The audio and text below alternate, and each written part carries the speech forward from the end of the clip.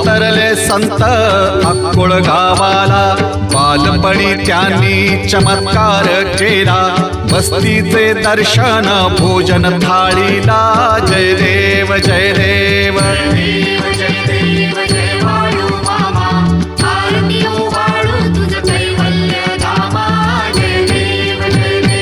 मेढ्या राखीती उन्हातानात, मुक्या प्राण्यावर अपार प्रीत, नीतीने वागावे कमी नाही होत, उन्मत्ताला मामा शासन करीत.